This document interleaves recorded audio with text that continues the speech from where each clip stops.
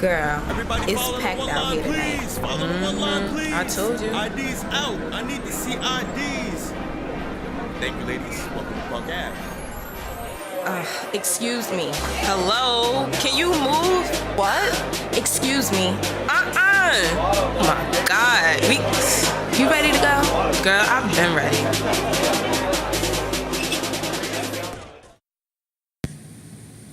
Well, hey, girl, hey. Good Wednesday to you. How's your week going? Minus the Are your trousers. nails done?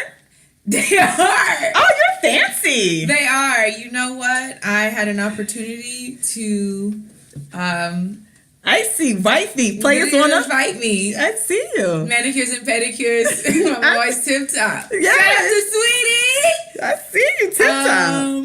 But yeah, no, like I just felt really grungy. Self-care. You need some self-care. I needed some self-care. So it's just polish. It's nothing, Nothing spectacular. dramatic. Funny bunny on the nails, and then some vibrant red on the toes.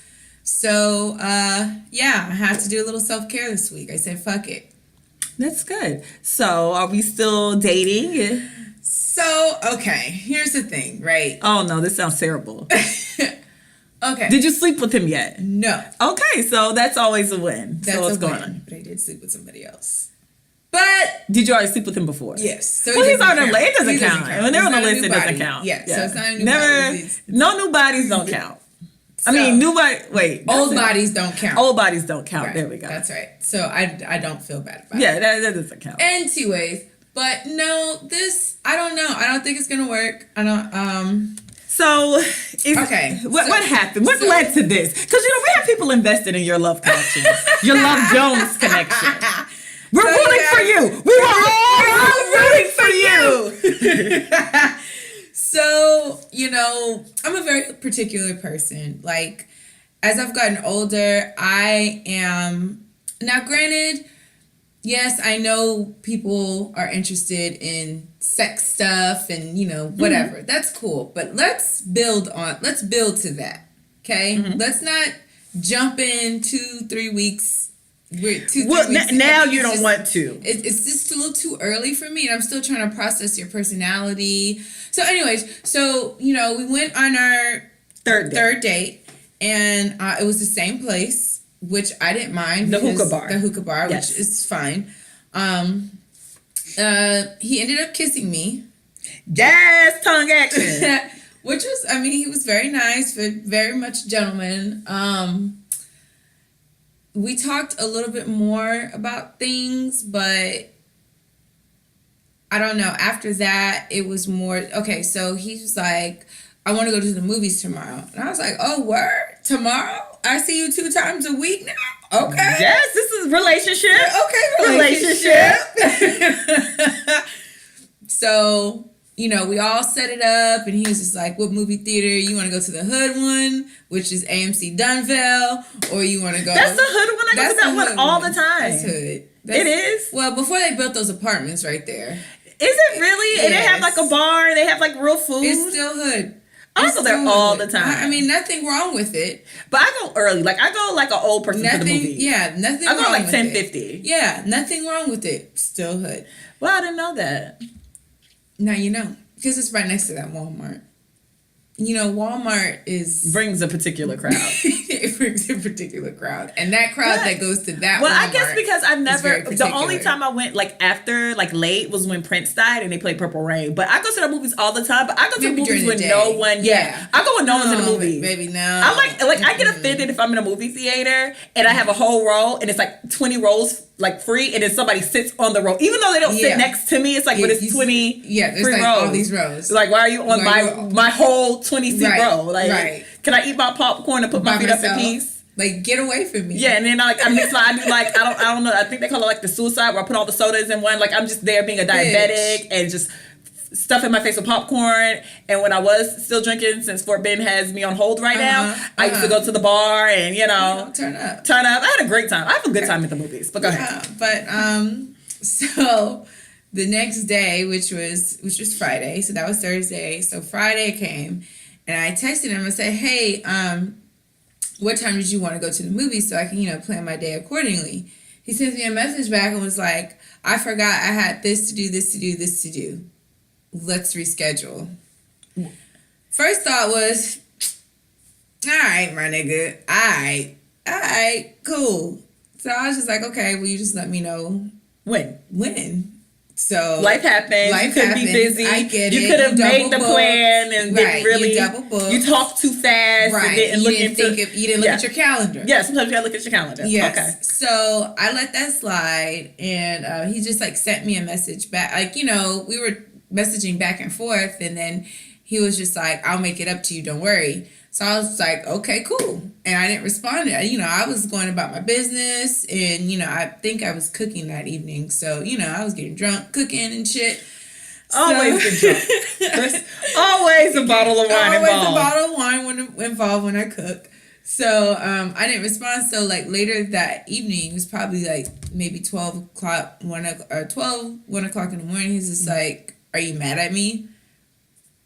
And I was like, no. And he was like, well, you didn't respond to me. I'm like, you didn't say anything?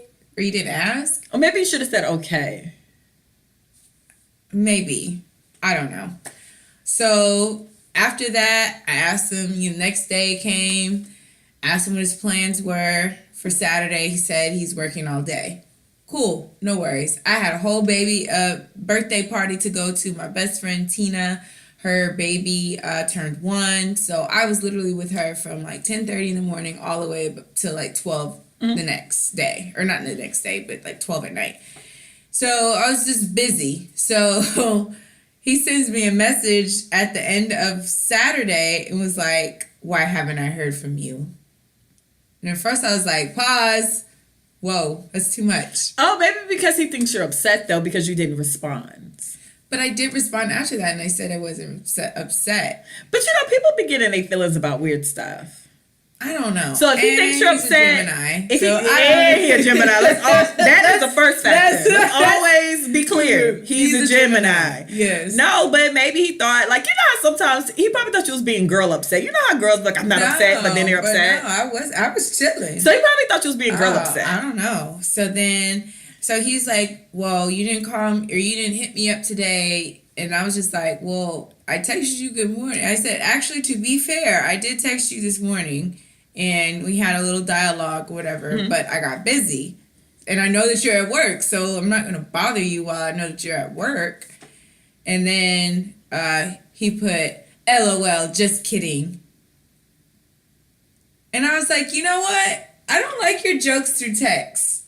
Like, your jokes through text are not funny. I don't understand. I didn't laugh. And I was just like, you know what? Maybe we should reserve joking for like actual phone conversation. Yeah, because your jokes are offending me. Like, because I was a little I was confused. Like, why are you trying to check me for that? Like I almost snapped. Yeah, this almost went left. Yeah, it almost went left. And thank God you put just joking. But and so then he was just like, oh, I'm sorry, my bad. And I was like, honestly, like I'm still trying to get to know your personality, and then I'm still trying to figure you out. So have y'all talked on the phone yet? Have you tried to talk on the phone? No, I haven't tried, and I don't think that I'm going to. So let me finish. Okay. I'm jumping way too. Let's take it back. Yeah, maybe I went too far. Let's reel it in. I went to the end. Let's go back. Okay, let's go to the climax. Okay. So he goes, figure me out.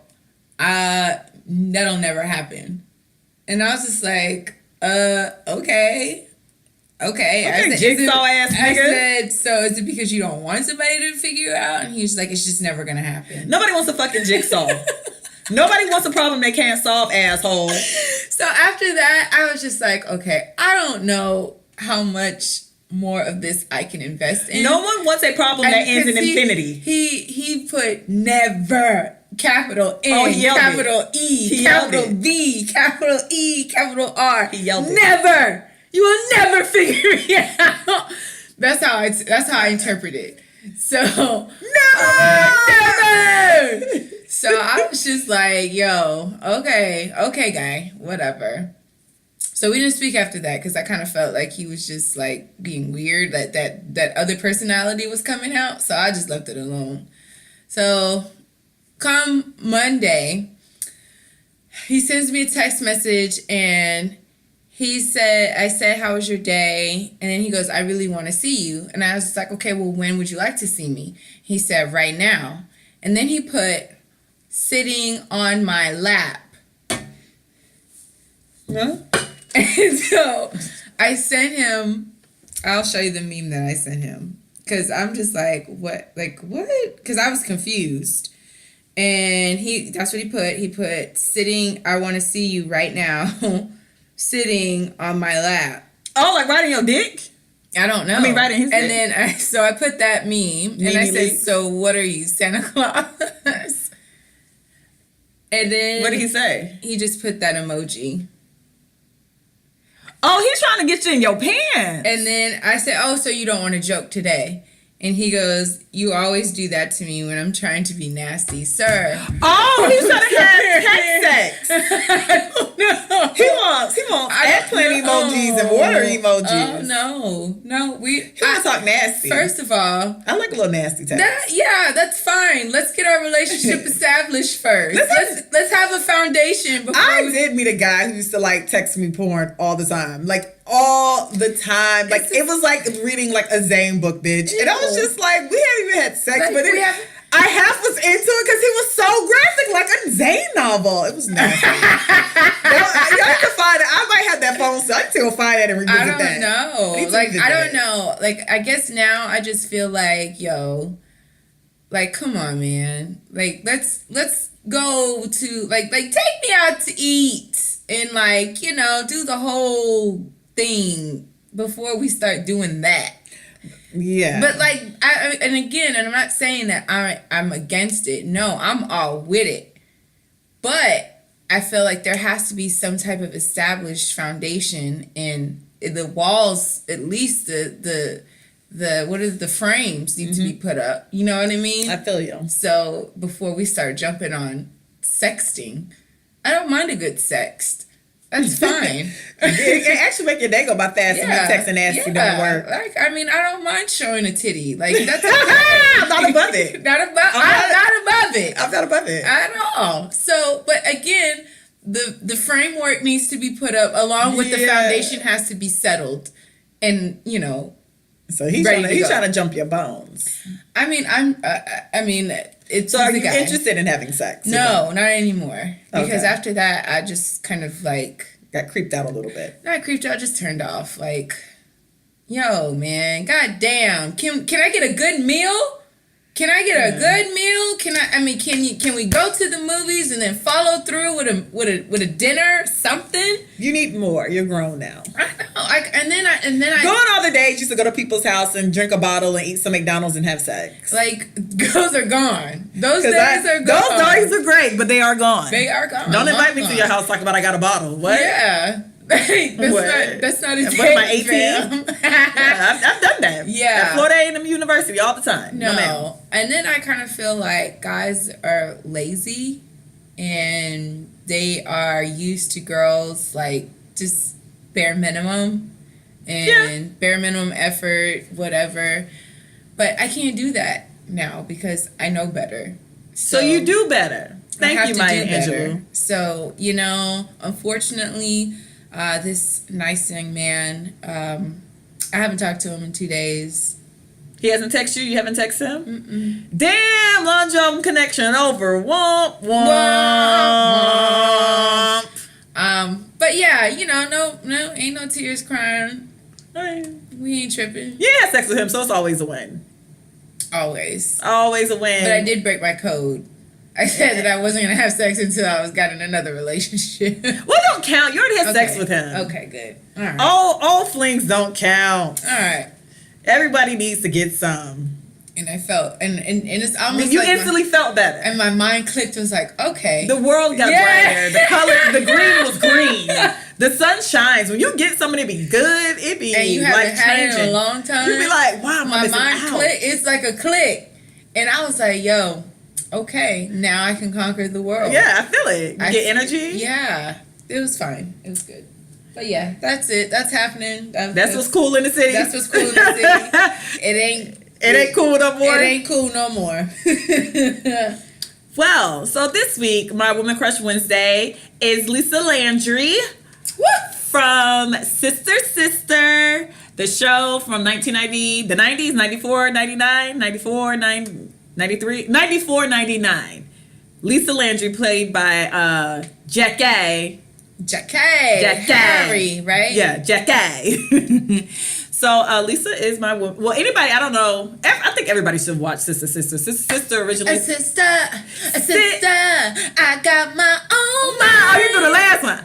I got my own style and my own time. I used to wear and one now of that those everybody hats, those blossom hats where they had, and they had the flower right here. Sister. Oh my God. No. A sister, sister. Yeah. I used to love Sister Sister, but it started on ABC. I think it started on like TGI Friday. It didn't fare well on ABC, so the WB picked it up, and it ran like 5 or 6 seasons on the WB, or it ran like 6 seasons in general, I believe. But the show's premise is basically these twins were separated at birth. They got adopted by separate people, and then they happened to run into each other at the Lenox Mall. I'm saying Lenox. It was a mall. I think they were in Detroit. So whatever mall was in Detroit, whatever poppin' malls in Detroit, they run into each other, and then they decide that they want to like be raised together. So their parents come together to raise them. Now, Lisa Landry is my Woman Crush Wednesday because she is the finesser of the world. Lisa Landry, because she was Tia's adoptive mother, Lisa gets to move into Tamara and Ray Campbell's house. Ray Campbell and Tamara lived in like the suburbs. They had like a 4-bedroom house. Ray owned his own limo company. It was clear they weren't like hurting for money. Like Ray drove like a Mercedes. It was just clear that they had no issues paying the lights and the mortgage and the cable and getting her new clothes. Lisa, on the other hand, like lived in the projects, like yelled out the window, couldn't get her Instagram boutique started at the time.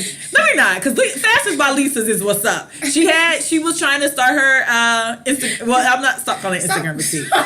She wanted to start her FUBU line, Lisa Fashions by Lisa. It wasn't popping. So her and Tia they were struggling in a sense. So Lisa and Tia moves in with Ray. Ray lives in the suburbs, like I said. And Lisa ends up finessing Ray out of not paying rent, out of not paying a water bill, out of not paying for anything. And she got to live in this nice suburban home with her daughter, so her daughter could be raised with her twin sister. So and then Ray gave her an opportunity to even work on her business. So he even low-key funded her passion project, because she was able to take on little gigs here and there upstairs in the attic without having to pay for a space. She didn't have to pay no overhead. So not only were you living free, but then your business got a free space as well. And then on top of that, finally she gets her little cart down to the mall. The cart blows up or something, the popcorn machine blow up. Something happens to the cart where it burns down in the mall. So Ray, being the nice person he is, Ray lets her come back to the house and finish Fashions by Lisa. So she's a finesser of the world. You got an upgrade and didn't have to pay for the upgrade. And even though Ray complained, Ray liked you there. Yeah. And at one point in that show, she dated Ray only for it not to work out, for her to get with Ray's friend, who was played by Richard Lawson, which is Tina Knowles' husband. She ends up dating Ray's friends and end up getting married to Ray's friend after she dated Ray and lived with him for 5 years for free. Lisa is a finesser of the world. So Lisa Landry, Jackee, you're my Woman Crush Wednesday, because Lisa really, that was a win. And then on top of all of that, Fashions by Lisa popped off in that one episode when Tia and Tamara snuck into some fashion show, and how the 90s shows are. They snuck into the fashion show, the model needed clothes, and they were like, oh, here's Fashions by Lisa, and then boom, Lisa Chanel. Or Versace. So shout out to Lisa Landry, bitch. If only I could find a nigga that'll let me move into his house in the suburbs, and I can fund this podcast and my passion projects in the attics. You ain't even lying. It was one episode later, 3 or 4 seasons in, he was like, well, Lisa, can you pay something? And then Lisa was like, all right, I'm gonna start in 6 months. So even when they had the discussion about her kind of contributing to the fact that her and Tia over there sucking up the air and eating all the good groceries, they had the conversation, and Lisa still finagled her way out of the payment. So Lisa is a win, and she got a nigga out of it. It's like, I feel like nigga. she dated Ray's friends, dated Ray, and then married one of his friends, and we just didn't judge Lisa. So, you know, sister, you're everything. Tia and Tamara Mori, you're icons, period. That is it. That show was everything. I remember when y'all went to college. I like Sister is one of the only shows that the kids actually went to college and the show was still good. Yes. Because every time kids go to college on a show that's really based on like a family being in a house, it turns out terrible. Like Modern Family, low-key, I'm a huge fan, but y'all need to go ahead and let Modern Family go. Because them kids just got too grown. Yeah. And like when Moesha went off to college, Moesha was kind of whack. 101, they like let go of Flex, and then the girl went off to college. So Sister really did a good job with transitioning the girls to college and giving them a college life, and yet we still saw like Ray and Lisa. So shout out to WB. I used to watch you every Friday, every Sunday. I used to love the Frog commercial, Jamie Foxx show, Steve Harvey show, For Your Love. Obsessed with WB. So shout out Jackee. And I follow her on Twitter. She's amazing. Oh my goodness. So were you one of the people up late watching Beyonce during Coachella? No, I was not. I was tucked nicely in my bed. I was up. I know you were. I was hyped, man. I thought I was going to be asleep, but then I guess I really did. I wanted to see it, but I wasn't like, if I fell asleep, I wasn't going to be upset. Right. But I was like on Twitter and just doing random stuff. I loved it. I loved the commentary though. Yeah, I came in. I mean, she came on, and you know, this is the thing about Beyonce. I always in my mind think, can she top herself? So like, even though I know people who didn't like the Lemonade album, I liked it, and it wasn't what I expected coming off the self-titled. Right. Like, she always brings something very different to the next project, which is, people don't really do that no more. Mm-hmm. That's like a 90s thing where you had an era. Crazy, Sexy, Cool, and Ooh on the TLC tip and Fan Mail were different eras. Yeah. The Heat and Secrets, different eras. People... Janet self-titled and Velvet Rope, 2 different eras and hair colors.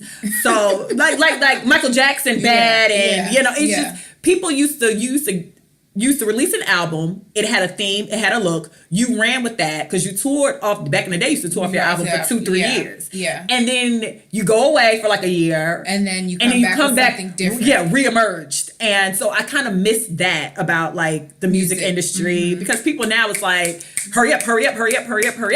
I mean, I think Rihanna was putting out an album, it felt like every other week. Yeah. Chris Brown was putting out albums like every other day. Yeah. So like it's refreshing to see people still kind of have that old era mentality. Mm-hmm. So, no, I loved it. I saw clips and then I actually watched. Oh, it's everything. I mean, I was like, yo, Black Pride, HBCU, baby. Yeah, because the thing is, when I think, like, I went to FAMU in Tallahassee, Florida, which is a HBCU, and shout out to y'all Rattlers.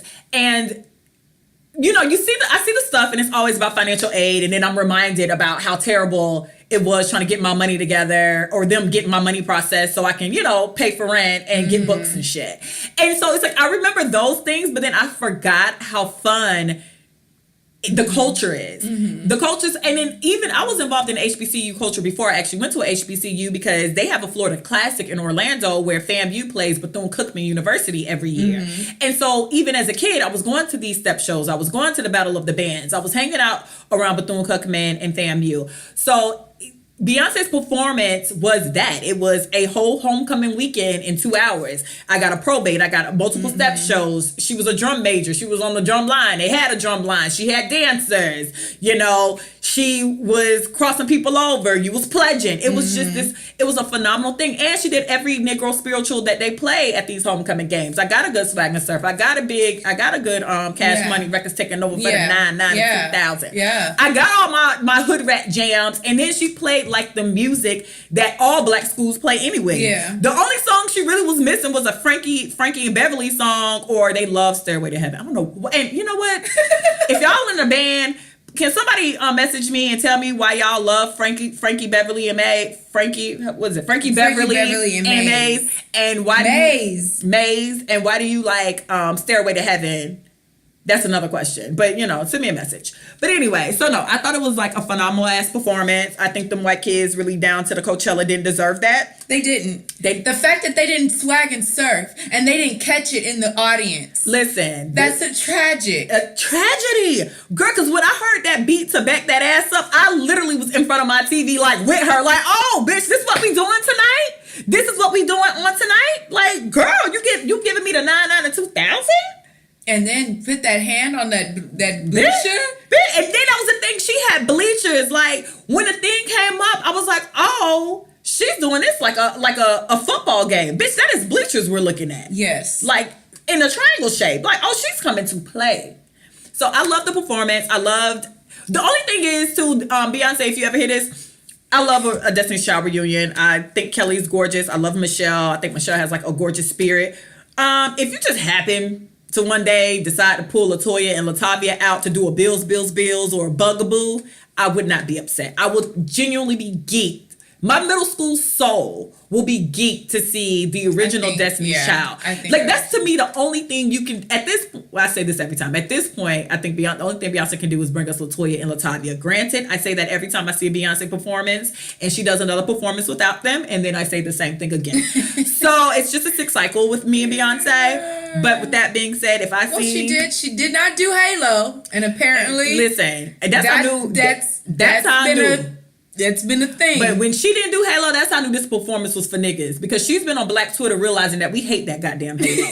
and listen, white people, how did y'all decide Halo was the song? Yeah. Because and that's her closing song. Because she has that one song, I Was Here. Yes. I Was Here sounds like a closing song. Yeah. How the hell did we get to Halo as a closing song? I would never understand that. Like, and I knew it was a white person thing when, like, Mark Zuckerberg mentioned, when they asked him something about Beyonce, he mentioned Single Ladies and Halo. I'm like, oh, it's you white people that like these songs. Because I don't know, not a black person that wants to sit through Halo. I skip Halo. Seriously. I don't know a black person that's just like, oh, we about to play Beyonce, play Single Ladies. That's how it was for niggas. Because she gave B-Day, it's well deserved. Yes. She gave us B-Day. And she did Kitty Kat. Yes. She did the rap to Kitty Kat. That's how I knew that was for the African Americans. That's the fact that them motherfuckers did not swag and surf. Because bitch, I knew it. They did not connect. I knew it was coming. In their audience. The way she said surfboard, and then the way it and then it like kind of faded off, and then you see the band. I was like, oh bitch, let me get up. I know what I'm about to do. I know. I'm telling you, at my wedding, I'm going to swag and surf into my reception. Cash Money Records for the 992,000 will be played. Swag and Surf will be played. EU The Butts would be played. It's on. It's just on a pop band. And I do want to have a message for you lame ass people that go in on Michelle. Y'all are like tragic. I think it's super disgusting. 20 years later, at this point in Michelle's career, Beyonce's career, and just the whole everything, that y'all still go in on Michelle the way y'all do. Y'all are fucking gross. She is happy in love. I'm so excited that she has a good man. She has a good man, Savannah. And then it's like, even her message was like, I'm so happy that you, like, basically everybody had somebody. Yes. And now when I come backstage, there's a man waiting for me. And it's like, bitch, I can't wait. I can't wait till somebody's waiting for me. Yeah, I want somebody to be waiting for me. The thing is, from jump, when I'm assuming Michelle auditioned for Destiny's Child, it's safe to say her voice did the talking for her. Mm-hmm. And it's safe to say that she could dance well enough that they felt the need to put her in the group. So for y'all to continue to like bash her online every time y'all get a chance, when there's like a Destiny's Child performance, it's like, at this point, it's redundant and stupid. And I don't even entertain those jokes because they're just at this point not funny anymore because they're played. Those jokes about Michelle are literally played, especially because Michelle outside of Destiny's Child is arguably the most successful. It's really out of her and LaToya, in my opinion. I don't even think Kelly has done as much as LaToya Luckett and Michelle has done outside of Destiny's Child. So it's like y'all are like riding out on Michelle, who's like part owner of like a WNBA team in Chicago, who's like a black ass Martha Stewart. She got like a home living line where you can Michelle? Yes, you can get comforters and throw pillows. I thought she was in the Christian market. She does Christian music as well, but she has like a Martha Stewart line. Like, I forgot what it's called, but she literally sells y'all throw pillows and comforters. Down to like the Sears or the JCPenney's. And she's like part owner of the WNBA team with like Juanita Jordan in Chicago. So, and on top of that, like she's really into her ministry. So it's like kind of whack that y'all still cracking these same ass jokes. It's kind of how I feel about like Little Mama and the jokes about her looking like Bow Wow. Like some jokes, she does y'all, but y'all she run has a strong face. But y'all, Little Mama's cute. She is. I'm not knocking her, but I'm just saying her features are very strong. But my thing is like now y'all still running the same jokes that y'all been running for like 6 years on these people. Give it a fucking rest. It's not funny anymore. Especially when Michelle has went on TV, that commercial, I think it might have been like a Gatorade or an NBA commercial, and cracked jokes on the fact that people see Destiny's Child as just Beyonce. So like she even did y'all joke on a platform, got paid for it, and y'all still crack the same stupid joke. Like, put it to rest already. Jesus. Well, but they got time. Y'all have time, and y'all are like whack for that. But with that being said, Michelle looked good. She sound good. I'm happy she's found love. Me too. Latavia Robertson, you're a bitch. She is. Woo! Them's fighting words. No, she is. T.S. Madison posted something like, Beyonce's amazing. She's phenomenal. But Michelle, get in order, get in line. You're not in formation. You were 8 count behind. And went on to like say something about Michelle. Latavia Roberson went and liked that post. When people noticed she liked the post, they started commenting like, wow, that's shady as shit. She comments, I didn't like the whole post. I liked the first half. What does that mean? Ma'am, when you like a post, people are going to assume you like the entire post. You can't like a post. Half a post. Yeah, you can't like half a post. It's not half a like. So we're going to assume you agreed with everything that was on that post. And I genuinely believe that you did like that post, agreeing with everything that was on that post. You like, no wonder LaToya Luckett and Kelly Rowland and Michelle Williams is out here thriving because they're like being nice people to each other. The fact that you did that and didn't have to do that says a lot. And then you're telling people that they're being negative because they're asking you and calling you out. Oh, you guys are being so negative. Ma'am, you like the post that literally said, Michelle, get in formation. You're an 8 count behind. Get in line, sis. You like that post. So how are we the negative ones? You're the negative one. All you had to do was like put a post up like, oh my God, I love the performance, and kept it moving. Or you didn't have to say nothing at all. You just could have kept scrolling. You could have just kept scrolling, yeah. Like, it's just really weird that's just weird to me. But with that being said, lovely performance. Great job, Beyonce. Y'all can go to hell with this Michael Jackson and Beyonce comparison. Yeah. Michael Jackson is Michael Jackson. Beyonce is Beyonce. Michael Jackson and Beyonce are 2 different eras. And bottom line is, Michael Jackson had people falling the fuck out of his shows. So if y'all want to do yourselves and Google a good search, Google Michael Jackson's fans passing out. They would show you multiple countries of people falling the hell out. I'm talking about they had gurneys and ambulances and registered nurses on the sides because they knew people were going to lose their shit when he showed up. So, you know, and like I said, Beyonce is the Beyonce of this era. And she is the greatest performer living right now. Yes. Period. And I love some Janet Jackson. And I still couldn't understand why they just didn't swag and serve. That just tore me up. That they didn't swag and serve. And, you know, y'all just did swag and surf down to the Coachella. I don't get it. They didn't deserve that. They didn't deserve it. I knew they didn't deserve it early on, though. When I seen her come out and I realized she was being a drum major, I was like, oh, they don't deserve this. But then I gave it the benefit of the doubt because then she came out in a sweatshirt and some cutoff shorts. I'm like, okay, now we're back. Maybe they'll get it. Like, maybe. They still didn't get it. And then when she came down and I realized they was doing a beat to back that ass up and I didn't see nobody put their hands up in the air and start twerking, I was just like, oh, no, they don't deserve this performance. So within like the first 7 minutes, I was like, nah. Thank you. This was for us at home that didn't pay. This is for the people that couldn't pay. Yeah, this is for the people who watching it on their iPhones and who streamed it on their television. Thank you, Beyonce. Thank you. You are the greatest performer alive right now.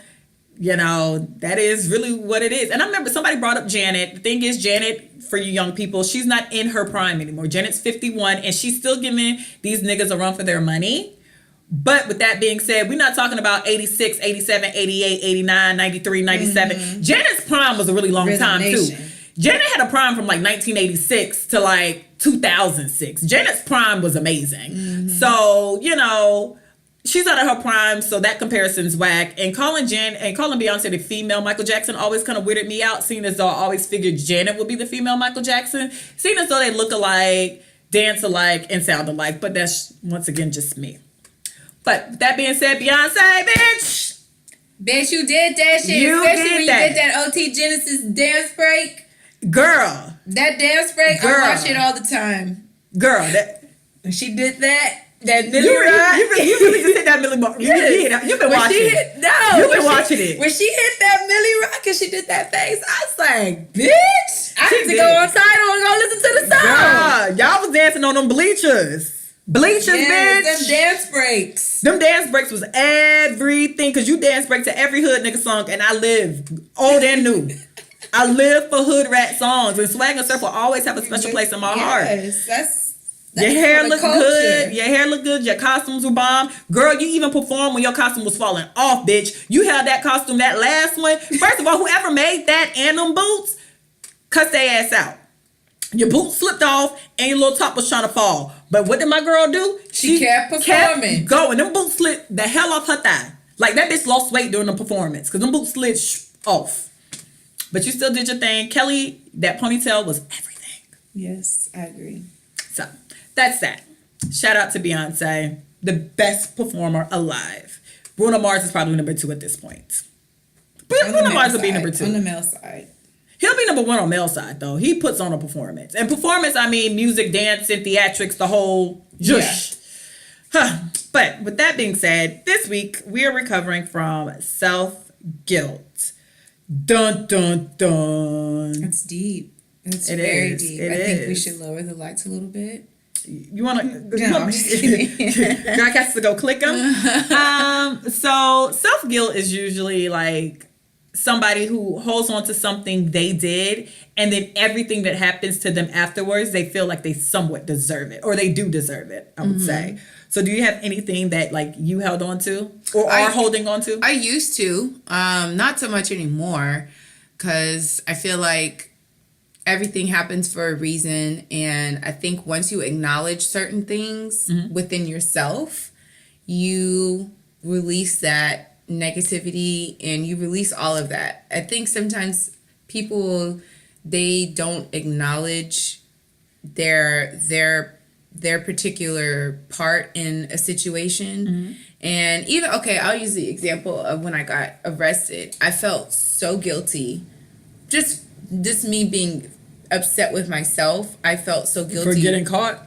Not for getting caught, but allowing myself to be put in a position for this to happen to me. So I did feel a lot of guilt, probably like within the first like couple months.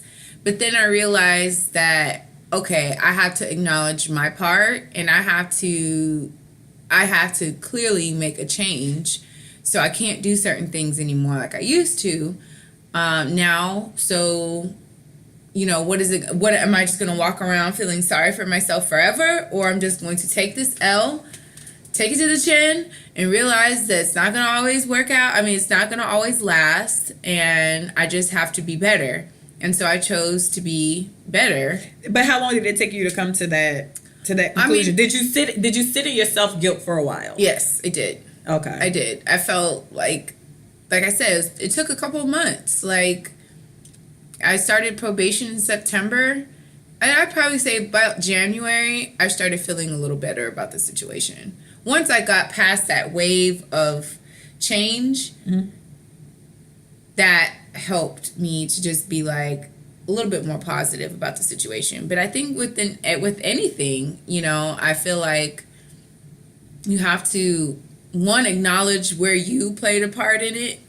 which is difficult. Yes, and then accept that you played a part in it, and then decide whether you're going to still stay in that negative space or you're just going to be positive about it and just say, fuck it, like, it's not going to last. This situation's not going to last forever. So, what about you? I'm just now getting out of some self-guilt. I lived in self-guilt for about like 7-8 years. And it stemmed back from undergrad. I got into a fight. I don't think I got to tell the fight story yet. Okay, so Another one? college. No, I don't think I told this one. It was like I got into it with some girls. It was like a one-off fight in like a club or something. One of the girls was actually the faculty of Florida State. So, mind you, she's grown as shit. So I'm like 20, 21. She's like 30, 31. And so we get into it. People don't really take it lightly when they get their ass whooped and embarrassed in front of people. And mind you, this wasn't my fight. She technically was mad at one of the girls I was with, and I happened to be buzzed and ready. So that's how that took off. So, you know, most people would just, like, for me, I would just take the L, but that's just me. So they didn't take the L politely, like one would, and it ended up becoming like a whole bunch of drama behind it, and then they end up, because I didn't even know the girl, the woman, let's be honest, I didn't even know the woman. And it was like later I found out that she was actually faculty and all that good stuff. So she actually was the cheerleading coach. So she gets her minions, her cheerleading team, and then they kind of like find out more information about me. Then they realize I'm well known, not well liked at the time. So it's not that hard to find, you know, she, me, hate and Ebony Club. Wasn't that hard around that time. It wasn't. So, you know, all the forces joined together, like fucking, Captain Planet. All them bitches got together with their special powers, had a meeting, like the craft. Wind. Yeah. What time? It really was like that. Them bitches got together with their special powers, had a meeting, had a seance like the craft on the beach, and decided like they were going to take me down. Like real dramatic, real stupid. So a whole bunch of hearsay had been going on. It was just like, okay, whatever. I definitely was one of those people who was always supposed to get jumped and beat up on site for like about a full 2 years in college. Oh, you was that bitch. No, for like you 2 was years. an on-site bitch. I was always like, when I see that bitch, and it's just like, oh my God, I see y'all every day. We go to the same school. We're on the same campus. We go to the same clubs. We're at the same Chipotle. Like, relax, bitch. You was an on-site bitch. Every time, girl. I was supposed to be jumped so many times. So, I mean, I wasn't scared like that. So I didn't really give a shit. And nobody wanted no smoke, to be honest. Girl, get out of here. They didn't want, like, honestly, if you tell somebody you're going to fight them a billion times and don't ever fight them, you really don't want no smoke. You're really just talking to hear yourself talk.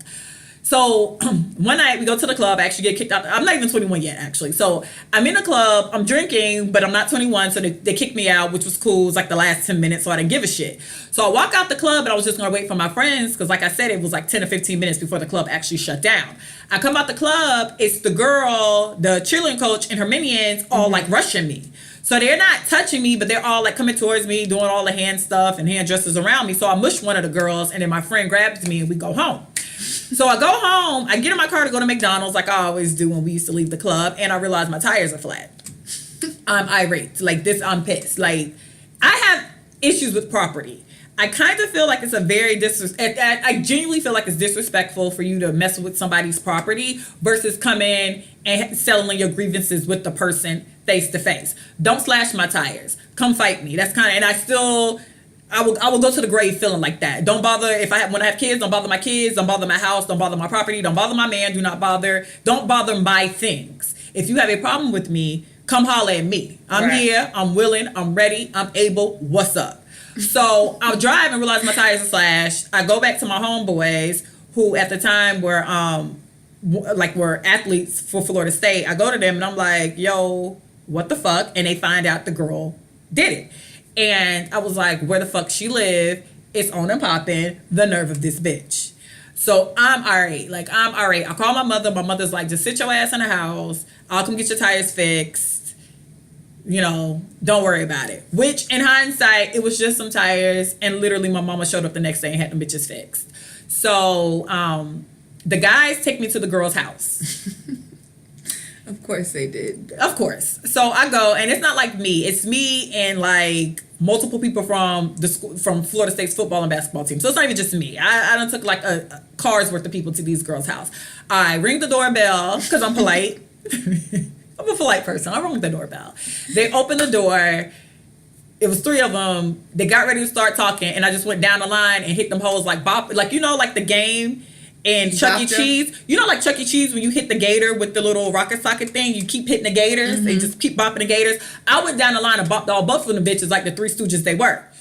So a fight breaks out, of course, because you can't go to somebody's house, ring the doorbell, and pop everybody in their fucking mouth and, you know, think you was just gonna walk off. So a fight breaks out. They try to close me. I'm in their, it's like their doorway. I'm still on their patio. They're in their foyer. So they're closing the door trying to stop the fight. I keep fighting. I hit the window shatter. Everybody goes, we go home. I go home. They show back up. I'm like, okay, what's up, y'all? Here, y'all. We finna do round 2. Like, what's popping? They don't want no smoke once again. And they go. So I'm at my homeboy's house and we notice the police come. So he goes outside and he's like, what's up? They're like, oh, nothing. But they go to my apartment, but I'm not in my apartment. I'm actually downstairs in one of the guys' apartment. And then the police leaves. No harm, no foul, I thought in my mind, right?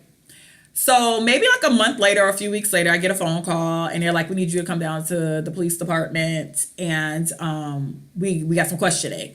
I called my mother for everything. So I called her, she didn't answer. So I was like, oh, okay, they just want me to come down and have a couple of questions. No worries, no fouls. When really, it was weird. In a normal day, I would have waited to see what my mom told me to do. Yeah. I jumped the gun. I go down and they put me in this room like on like first 48. It's literally a room like that. And so he starts talking to me, but then he reads me my Miranda rights. I watch enough TV to know what the fuck Miranda rights are. So I'm like, am I going to jail? And like, he was like, he didn't answer it, but then finally he was like, yeah.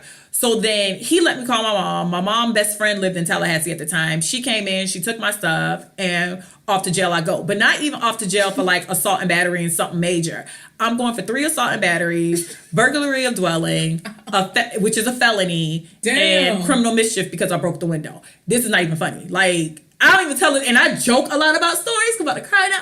I joke a lot about stories because a lot of shit's just funny to me. But like, now, was that the first time that something like serious that happened? That was like a shift? Yeah, no, that was like for real. That was that shift? That was it. Like, I was already going through like a Zen too. It was like I had just fell in love with this boy. It was a mess. It was a mess for a couple of years in Tallahassee. So I go to jail and like, so they wouldn't, I had a felony because they said I went into the house. That's burglary of dwelling. You can't just walk into people's house. And I'm like, I didn't go in their house, but you can't do nothing when they put charges on you. You literally are like, they want to say innocent to proven guilty. Not really how that shit goes. So I'm in jail. Like, I hear my brother talking to the judge because now they're trying to see if they're going to set me a bond. So I'm in jail for probably like 24 hours. So I hear my brother like pleading with the judge, like she's never been in trouble before. And then like I hear my brother ready to cry because now I'm stuck in jail. And it's like, my family's not like that at all. I come from a very nice home. Yeah. My mom worked. I had a stepdad who was in the military. We lived in the suburbs. We played and, you know, I had a car at 16. None of this was my mother's fault. So I get out of jail and then it's like, okay, I'm out. But then you realize it's more than just going to jail. It's not like this easy fix. So I get out of jail. Mind you, I'm in Tallahassee, Florida. They don't have shit that ever happens there because it's a small college town. They put a house arrest bracelet on me. So for like the first couple of weeks, I have a house arrest bracelet on. And the guy I was talking to, the guy I was dating at the time, he was like, he was so sweet. They put a house arrest bracelet on, but I could go to work and I could go to school. And then anytime outside of that, they could basically monitor me. So I'm like, I always was the person who wore like shorts and dresses. So now I'm in jeans. It's summertime in Tallahassee. It's hot as fuck. I'm in jeans. I got a bracelet on. Not everyone knew I had a bracelet on. Only selected people knew. I'm like literally bound to my house. The guy I was talking to at the time, he was super sweet at the time. Shout out to him. He know who he is. He was like going to get me like Chinese food and Buffalo Wild Wings and he was giving me food and hanging out with me. And like he'll go to the club, but he'll hurry up and come home because he knew I was like stuck at the house. So eventually my mom talks to the people. They take the bracelet off, but now I'm on house arrest with no bracelet, meaning I'm not monitored. So of course I'm still 20. I still want to go out. So I'm going out. Well, finally, one day I go in to check in with the guy who was monitoring me. He was out, so I end up going to this lady, this black girl. I'll never forget her. She had a short haircut. She was dark skinned, and she seemed like a cool kid. So I walk in, and we're talking, and she was like, look, I'm going to be real with you. And I'm like, what's up? And she was like, are you going out? And I was like, no. And she was like, she looked at me. She was like, listen, I'm going to tell you that people see you out, and they're calling here reporting that they're seeing you out. She was like, it's going to be a matter of time before they realize all they have to do is say it to a police officer that's on site. And if he comes and runs your ID and notices that you're actually on house arrest, you're going to jail immediately and you won't be getting bonded out in a day or two like that. they will make you sit down for like a month or two before they release you. And she was like, so I know you're saying you're not going out, but if you are going out, I'm letting you know whoever's after you, they can't stand you. And they're really trying to be done. So I was like, okay, cool. Thank God they didn't go with the other person. They didn't know yet. Yeah, and then that guy. Yeah, thank God I got that girl at the time. Yeah. So and it was just like a one-off too, because he was just like out of town or something. So I was like, okay, cool. So then that's when I like sat down and I didn't really go anywhere. Like I didn't go to any school events. I didn't do shit. If it wasn't for class or work, I didn't leave my house until like my court case was like settled. Like I had to, it was a mess. But the thing was everyone got involved. So I went to court for about 2 years. And then the thing is, it costs a lot because I had a felony. And my mom's like, listen, if she gets convicted of a felony, it's just not going to work out for her. Yeah. All this, her going to school is pointless. All of what she's doing is pointless if we're going to give her a felony that's called burglary of dwelling. Like, it sounds like she's a fucking common criminal. And so, and then like a lot of stuff came out, like a lot of people in my family was telling my mom it was kind of her fault, and you raised Ebony like a white girl, and she thinks she's Paris. That's when like Paris Hilton and Lindsay Lohan was out here getting DUIs every week and shit. You raised her like a white girl, so she thinks she's untouchable. And it's like, well, what is being raised as a white girl? Because what does that mean? Because we lived in the suburbs and I got a car at 16, and really all my friends in high school were a reflection of me. Everyone had a home that had multiple bedrooms. None of my friends lived in an apartment, but that was really because of the school I went to and where I was at. That's not my fault. And I'm not going to make excuses for my mama trying to give me a better life. Like, that doesn't mean I'm raised like a white girl. That just means she thinks that being raised with a backyard and, not worrying about when the light's going to be shut off is a better childhood. My bad. So, and then the thing was, because some athletes were involved, it was already the cheerleading coach, and then some athletes were involved. The head coach didn't want his players involved in such a mess. So he wouldn't let them talk to the police, and he wouldn't let them talk to anyone. So your players are the one who gave me the address, who actually drove me there, because I wouldn't have known where they lived. My tires were slashed. I can drive my own car. Your player drove me, and one of your players gave me the address. So he's telling them to not say nothing because, whatever. So it ended up being, we all live in the same building. I ended up not talking to a couple of the guys because I felt some type of way about that. Not I was blaming you for the fight, but let's be clear, I could not have gotten to that front door without the help. Right. And granted, it was my decision, but it was also your decision to give me the information and help me get from point A to point B. So my mom had got one attorneys. They were not working out. My mom had to fire them. It's a lot of money to have attorneys. Anybody who's ever fought a court case or did anything would know attorneys are expensive.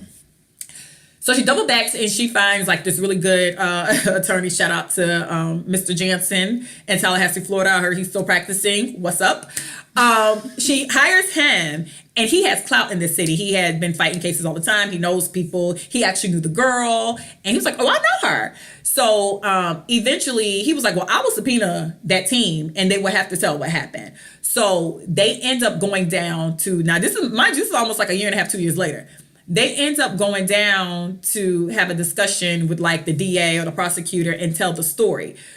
And they told the story, but the second they told the story, it kind of settled the case. Mm. So once they told the story, they were like, well, did she go in the house? Because the girl's like, she came in the house and she beat me with the phone and she was all in the living room. It's just like, man. And the thing was, I'm very honest about my wrongdoings. Right. I straight up told my mom, I was like, I went to their house, I fought them. I did not go in their house. I was not in their living room, but I did fight them, and I did break the window.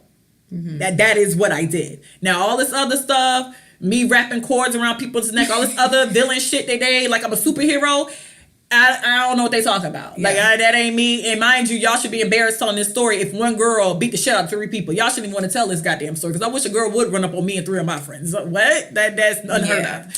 So, eventually, like, the girl's story started falling apart, so I ended up pleading out. And luckily, at the time, they let me plea out they downgraded my felony to a misdemeanor, and they made it trespassing, because I was on their property, which I didn't deny. Clearly, I was on their property. So they downgraded everything. I took a plea out. The plea was, like, heinous. It was, like, 20 days jail work camp. I had to pay for the window I broke. I had to spend 7 days in jail during winter break. People really didn't even know. It was a whole bunch of stuff, but they did everything to a misdemeanor, and then they withheld adjudication, meaning I could expunge it. So then it'll be like it didn't happen, which is eventually what I did. So it was crazy because I pleaded out in like August, and they're like, "Oh, you're a college student." And I'm like, "Yeah." And they're like, "Okay." And mom was like, "Well, she can't go to jail now because, you know, school." So they're like, "Okay, well, during winter break, she has to go to jail." So I took my final exams on like a Thursday. Friday, my mom came up to Tallahassee. Saturday, I was checking myself into jail for a week, and I spent 5 days in jail on winter break. And the thing is, nobody knew. The guy, shout out to the guy I knew, that I was dating at the time. He knew. And my mom knew about it. My family knew. He put some money in your books. He like left this long message. I'm like, his voicemail was so ridiculous. It was just like, "Hey man, I hope you ain't end up getting raped." Like, what? So I get out of jail. I hear this dumbass message. I'm like, this idiot. So I spent 5 days during winter break. Then, I went home. And no one knew because everyone was leaving town anyway because no one was from Tallahassee. So everyone was going back to their respective cities because it was like the holidays. So I did 5 days. I didn't eat nothing. I just sat in jail. I think I slept the first 2 days off. And then like by the 5th day, I was like, thank God. And they called me like at like midnight or something. I was like, bye bitches. And the girl's like, see you later. No, the fuck you want. No, the figgity fuck you want. So that situation, because it took me a minute, I had to wait because I still had probation and you can't get stuff expunged immediately. So by that time I had already graduated college. I eventually graduated from FAMU, and then it was time to get a job, but I was still in the window where I couldn't expunge the record. Gotcha. So I still show. So it would still show. So then like now I'm afraid to apply. Like I was selling myself short, even though I had this degree. I was selling myself short because I was just so embarrassed about the fact that I had to claim this situation. Mm-hmm. And then I felt really bad for my mom because my mama and my daddy aren't like the best of friends, period. Point blank. And my mom like needed the money because it was like costing her a whole lot to keep this court case going. And she was like, she's not pleading to a felony. I don't care if it takes 5 years. We're going to be here fighting for 5 years. So my mom calls my dad and was like, I need this amount of money for her. He says, no, I'm not going to do it for her. And like, I just remember like, bitch, you don't do shit anyway.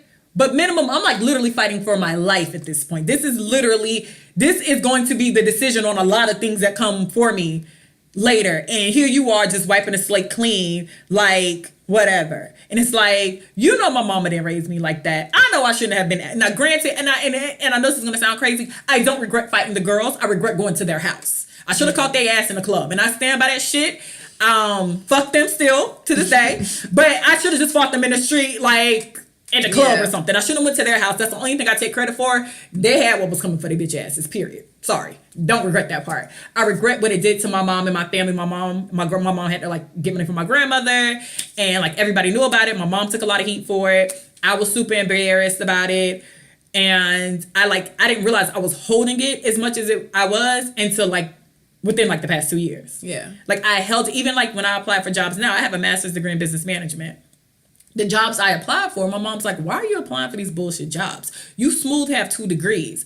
But in my mind, I was still captive of no one's going to hire me because of XYZ. And even though I expunged that portion, the thing was those girls filed at 2 different, they filed the major one at the sheriff's office, and then they filed something at the police department. So I had 2 different cases going on. So the one at the police department, I couldn't expunge. So I had disorderly conduct, which is fine now because I'm 31. And so now that's just running 11 years ago. Yeah. So like when people ask, like I was in college and I was underage drinking, and people just like, all right. And that's just that. But do you still hold on to that? Or have you tried to just kind of make peace with that? I made peace with it. I wouldn't say I'm 110% done with it. I think I'm like 85-90% done with it, which is a big feat because seeing as though last year or the year before that, I still literally beat myself up for that situation. And then I held on to it. It's like, I laugh at Adrianna Fix My Life all the time. But on one of the episodes, she actually said people get addicted to like their story. Mm-hmm. And I was addicted to like that story in that time. And I just held it.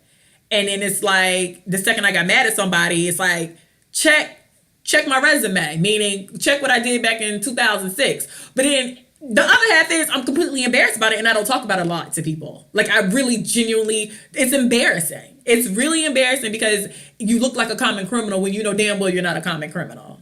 And I fought like a real court case. This wasn't like a joke. I fought a court case that could have had my ass sitting in jail for years because bitch, you just can't go slapping the fuck out of 3 people at their house. Yeah. So, I mean, you have to, in order to like move on, you literally have to say what the problem was. I should not have went to their house. Granted, I was buzzed, so drinking was a problem as well, too, in that scenario.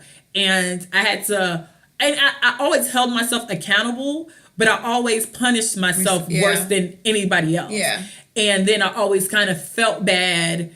Like, even now, randomly, and I have to correct it. Like, I say it before my mom, because sometimes we'll get into, like, a dispute or say something. We'll be talking, and then I'll just say it for her. I know, you had to pay for my court case. Because even though she doesn't hold it over my head, sometimes you hold it over I hold it over my head, and then sometimes the situation calls for a reminder, and that's her reminder. And it's just like, well, bitch, how long you gonna remind me? Bitch, I know. Like, I get it.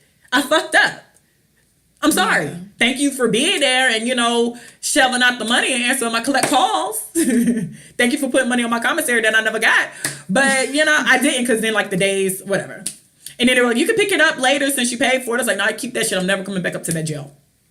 But, like, I paid my debt to society. I did 20 days jail work camp. This shit was terrible. I paid money outside of, like, fees and stuff. I was on probation. It was terrible. It was a terrible situation. Yeah. And I held myself accountable for it for a very long time, to the point I was beating myself up about it, and I was holding myself hostage to this one situation. When really, looking back now, that situation in college feels like so long ago. So it's like, why am I beating myself up over a situation that college feels like it didn't even happen at this point in my life? Mm-hmm. I'd have moved from Tallahassee, I moved to Orlando, I moved to Houston, I've had relationships, met new people, and yet I'm still holding on to this particular situation, and I don't have to, because it's eating me alive. Yeah. It's probably because it's like such a traumatic situation. It's terrible, because you don't expect, granted, you're not supposed to put your hands on people.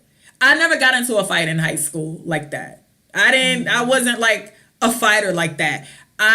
You weren't thinking I wasn't the outcome. Yeah, because in my mind, that's not the outcome. You watch Basketball Wives all day and them hoes be beating the shit out of each other. Yeah, but it's a controlled atmosphere. Yeah, you never really think, oh, I got into a fight. Oh, wait, felony? Like, what do you mean? Like, I can't vote felon? Like, oh, felon. Like, you can't get a home. Felon. Yeah. Oh, amazing. And it didn't help with my family had all these opinions about how I was raised. And only till a few years later, I had some other family members get into some trouble that wasn't like a one-off fight. They got into some calculated shit, and then all of a sudden, it's like, you weren't raised that way. And it's just like, wait, what? But I was raised that way? Like, how do they get a pass and I didn't get a pass? Like, what the fuck is wrong? So, like, yeah, I held it for a very long time. And I held it too because I thought my family held it. But, like, I decided to actively release a lot of stuff. Like, and you have to decide to actively release. Be accountable and make your peace. Say you're sorry. Make your peace with yourself. But you can't. And Oprah and Tyler Perry says that all the time. And I forgot what quote they use. But it's not what happens to you. It's really how you handle it. How you handle it. And when you look at Oprah and Tyler Perry and all these, I'm just naming celebrities because we hear their stories more often. When you hear their stories and you realize they weren't captive to like molestation, they weren't captive to being homeless, they wouldn't be captive to fucked up childhoods and upbringings and bad decisions. And you just can't. You gotta understand what you did and try not to make the same mistake again. And the problem is too, when you hold on and you have that self-guilt, for some strange reason, you keep bringing it back to you, where you keep attracting the same situation. People, or like you have these same people. That's how it was for me. Like, with some of the guys that I've been dating, I had been like, there's a lot of stuff that I refuse to acknowledge, and every time, like every single guy, it would always be like the same particular guy that would just make find me his way. Like how are you here? How did you get here? Bitch, I caught the bus. But no, like it wasn't until like this guy that I was talking to like a couple years ago, I realized like, yo, nigga, you are like the same nigga that I've been dating for like on repeat. Like, what am I supposed to learn here?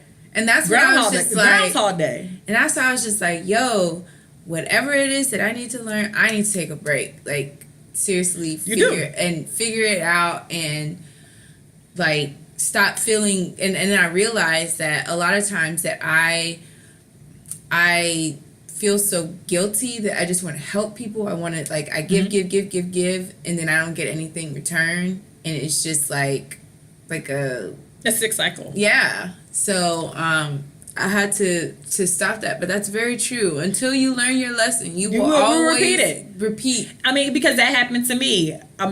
it seems like because I was so guilty about it, I always ended up in these situations where I was in conflict with other people and fighting. Because I'm not going to act like that was the last fight I got into. Traumatic, yes, it was. Did I fight on probation and on house arrest, even though people admit, like, it wasn't even like a secret. Like, all the girls who didn't like me knew. So then they were like making a point. I had like a girl come to my house at the time knowing I couldn't slap the shit out of her. Like, that is the type of taunting I was going through during that time. So once everything was all clear and done, guess what happened? Once I was freed of it, I held it, and then I'm always in these situations where I'm about to box a bitch in a club. And it's just like, why am I always the one, 2 steps from putting my foot in somebody's ass or somebody pretending they want to put their foot in mine? Like, what am I doing here?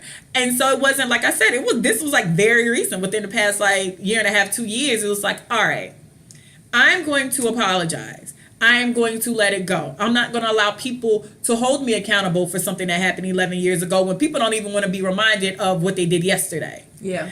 And on top of that, the DUI ended up happening within that time frame as well. Yeah. So then, okay, cool. That half of it was settled, but then the other bigger portion was I act a plumb fool when I get drunk. It's a 50-50. I'm a gamble. I'm a liability. Either it's going to be a great time. I'm such a great time that people take the gamble in a weird way. It's like, I don't want to say 50-50. It's probably 70-30. But my 70 is so good that I had people who will willingly roll the dice that night because it could be a fabulous time. Now, granted, if shit go left, you messing with a monster. Period. You really are. And so then I had to get control of that. And then I had to deal with other issues. I had to be okay. And then you start talking and you start realizing you hold on to a lot of stuff. I might say I don't care about my dad, but come to find out, my mom's like, well, the fact that you are so passionate about not caring, you care, versus being indifferent. And mom was like, because your personality, you're real nonchalant when you don't care about stuff. You just be like, all right then. You're not really nonchalant when it comes to him. So then I had to deal with that. And then I started realizing all these moving pieces. It's like throwing up. Like, yeah, it's like I dealt with one thing. Emotions. Yeah, it's like all the emotions came. But then all the emotions were coming out every time I got drunk anyway. Period. They were always, I fell in love with the wrong person. As great as I like to think the love story is, it was a terrible situation for me. It was super toxic. It was super terrible. He's still one of the coolest people I know. We were terrible at that time. Terrible people. Yeah. So it's just like, it ended up being like throwing up.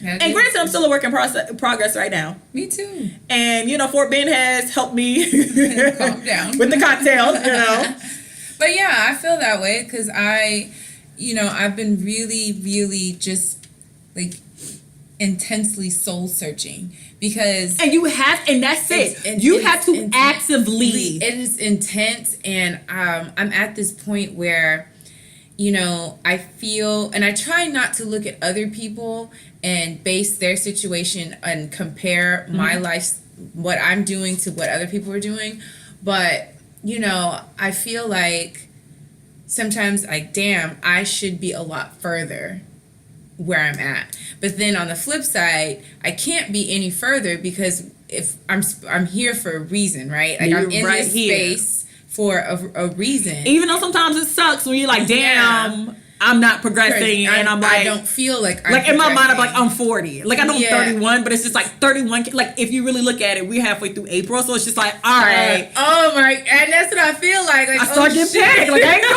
shit.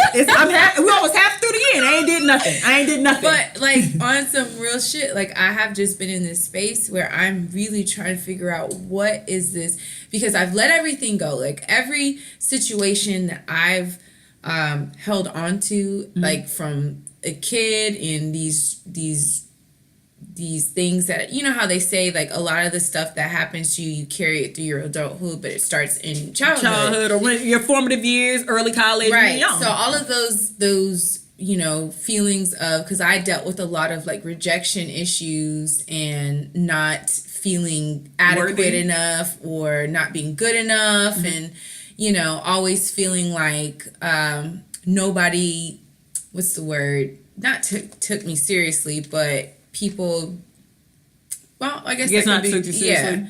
Yeah. And I'm a very, like, if I care about you, I'm very sensitive to you and how you respond to me. So if it's something that I perceive as negative, it gets to me. But people that I don't care about, I mean, it's like a stone wall. But a lot of those things, like from childhood, I really let go. Like I did this thing where I wrote down every traumatic experience I did too.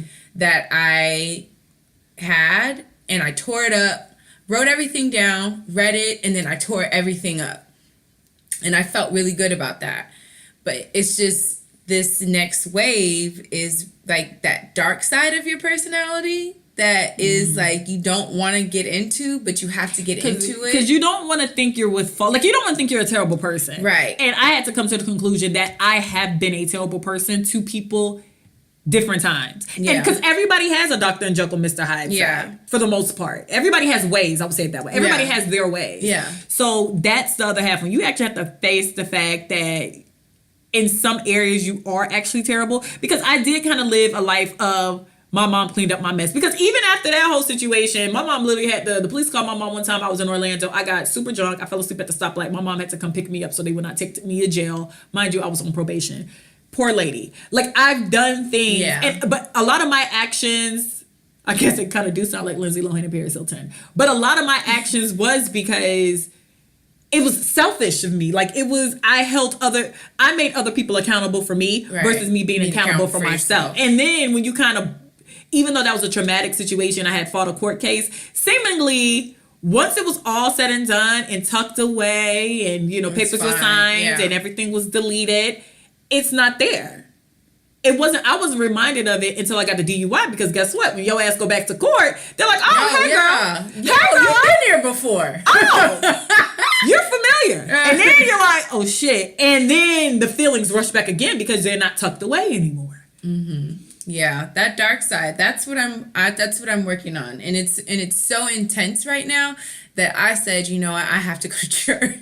Yeah, sometimes you gotta I have to go to church. Like, I haven't gone to church in a long time, and today is the day that I'm going to go, because it's so overwhelming, and just little triggers can just spiral me out of control, and to where I had, like yesterday, that one little trigger of my boss deleting all of my graphics and changing that shit, it triggered me.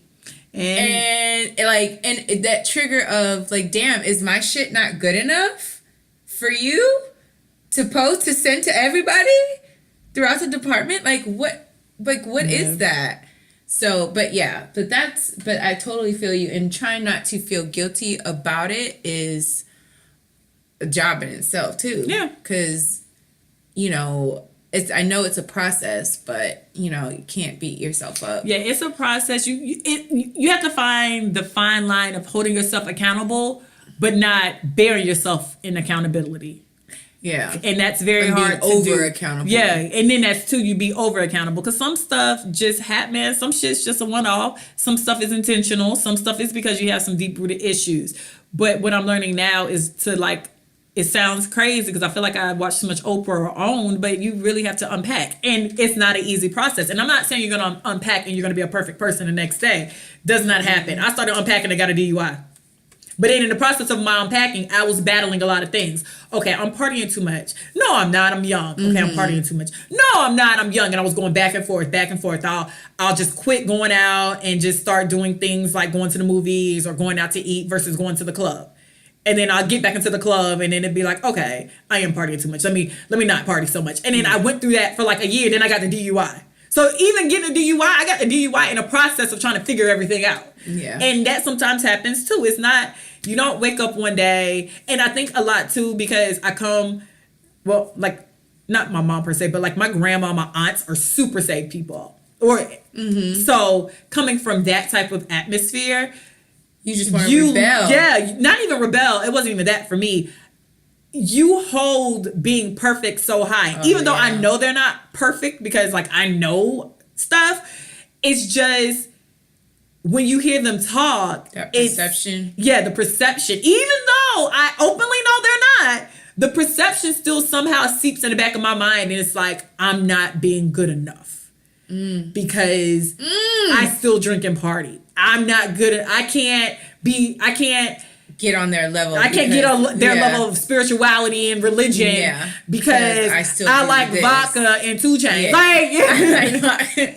I like vodka and I still listen to Yin Yang Twins, right?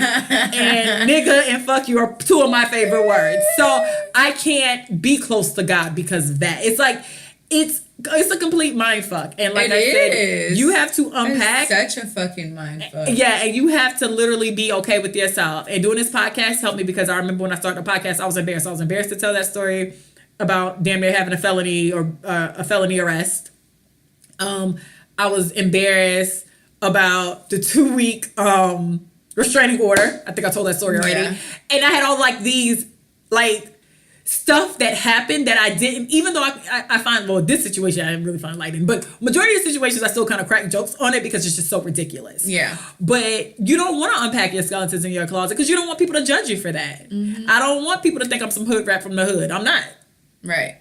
Now, have I played that role? You've done hood rat things. I definitely will do some hood rat things. If you run up on me still today, I will still definitely act like a hood rat.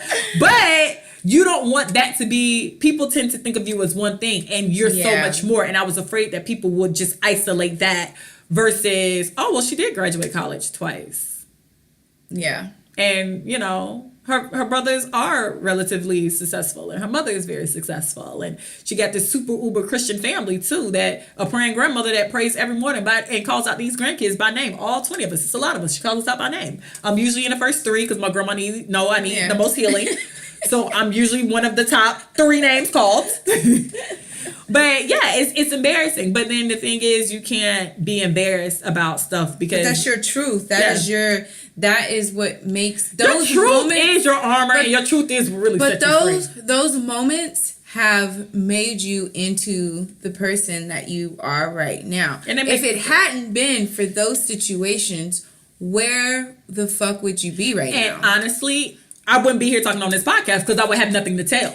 And if those situations didn't happen to me, my ass is I really feel like I would be dead or in jail on some real shit because even when I got that, and that was really the last time I ever really was wilding, drinking. I mean, that could have just happened. Yeah, I know, because you did drink that Makers and you was like, I can't drive. Like the fact that I called you and told you that I could not drive. That's a big thing because for the simple fact that I used to be like, fuck it. Let's roll. She's right up the street. Let's I roll. can fucking make it. Let's roll. But the fact that I called you and told you that I'm too drunk to drive, that speaks volumes. That's growth. That is growth. That's growth. That is what we call growth. Because I'm telling you, before I got my DUI, I used to drink and drive. And when I say drink. A shot before in the car next to the car pouring at the stoplight next to the police officer. Listen, when I say I used to carry a cup home every night full of beer, just out here, walking to the car, unlocking the bitch, getting in, one hand on the wheel, texting. Just one hand on the wheel, a cup in my hand, making left turns, right turns, all the shit with a cup of alcohol in my hand. Yeah. So if those situations, and I feel like now I am a much tougher person, like I can handle, even though sometimes I cry and I act like a little baby, but once I stop crying, I feel like I can handle these certain situations, like whatever situation is thrown at me, because I felt like if I can get through that experience, which was so fucking traumatizing. Girl, ask a bitch about 2006. If I can get through that, you can do that, and maybe that's kind of like that how you have to shift your mind, like when those triggers happen to you, and then like you go through those like emotions of self-guilt or whatever, like you have to think like, damn, I got through that. So whatever it is that I'm feeling, I can get through this. It is true. And then you have to, I realized I was holding myself accountable for everything I've done that was bad versus everything you always forget the good. Yeah, it's like, bitch, I went to school and got 2 degrees. That ain't no easy feat. Yeah, you you're know? out here living. You're supporting yourself. Yeah, Sally Mae calls me every day, girl. It's a lot to avoid them hoes. Your bills. You're not. Yeah. So we have to celebrate. You need to pull. If you're going to pull your bad stuff and deal with it, pull your good stuff and remind yourself as well. And that was something too. I negated the fact that I graduated from FAMU and always thought about how what I did in 2006. That's what the devil wants you to do, girl. He wants to rob you of your joy. That's what the devil wants. The devil seeks to destroy and kill. Okay, I butchered the verse, but that's y'all know what I'm saying. I know where you're going to. I know he comes to seek, kill, and destroy. I know where you're going with it. I get you. Okay, no, we have to remember our good stuff. Like we have to remember, we started a podcast, and not only did we start it, this is probably the most continuous thing that has been pretty constant for myself in a really long time. Is it really? Besides, work and stuff. But like that. Well, I hope you're getting healing. I mean, I love it. I really like it. Mind y'all, when I asked Adrianna to do a podcast with me, she thought it was a YouTube show. It was like, so what we gonna wear? And I was like, do you know what a podcast is, Adrianna? I didn't know what it was. When I asked her, she literally said yeah to it. She didn't even know what I was talking about. Yeah, I'll do it. And then I had to explain to her what a podcast was. Yeah, I didn't know what it was, but I actually enjoy it. And the fact that people will text me or they'll leave me a message. Even though y'all still don't comment on SoundCloud, on Apple, or... It's fine. It's okay. Thank you for the text. The tipping point's coming. Yeah, the tipping point is coming. We're just building. We're building. So, but yeah, like the fact that, I get a random text, like, people will say something that I said or you said in the podcast. Like, you listened! Yeah. Wow! That random person on IG was like, keep going. Yeah. That's what I said. I was like, they just quoted you. Even though y'all gonna have to chill on Adrianna. So I text her. Somebody seen like a quote about keep going. So they attached Recovering Party Girls to the post and put in quotations keep going. And I read it as when Adrianna said it in one of our videos that's posted on our IG. I sent this to Adrianna. She says she needs to find a name for her stands. The Coolettes. No, the cool kids. The cool kids. The Coolios. The Coolio. No. The Coolios. The Coolio. No. The cool kids. The cool kids with the shades. The shade emoji. Something. Guys, I know it's like 5 or 6 of you out there. Let's talk about it. It's about 2. And Adrianna wants to stand. She wants to stand crew. So dumb. Who the hell? I need to find a name for my stand. Calm down. You're not that deep. It's not that deep right now. Just relax. No one knows y'all. Oh my gosh. But yeah, so I hope anybody holding on to self-guilt, release it, work through it. It is a work in progress. We fall down, but we get up. Come on, Donnie McClurkin. Come on. That and for a saint is just a sinner who fell down and gotta get back up again. Or we can do 7, 9 times, but I get up 10. Knock me down 9 times, but I get up 10. Hey, me, got it. Okay, let's cut that. Cut. Okay, cut. I tried. But you guys, like, share, all that jazz. I'm Natoya Ebony on all social media. I'm Miss Cool in the City. MSCOOL _ letter N. The city. The city. And Recovering Party Girls Gmail. And you can send us letters at recoveringpartygirlsletters@gmail.com. And, Beyonce is the best entertainer alive. And we be getting to the money. Everybody mad. Everybody is mad. But see you guys next week. Toodaloo.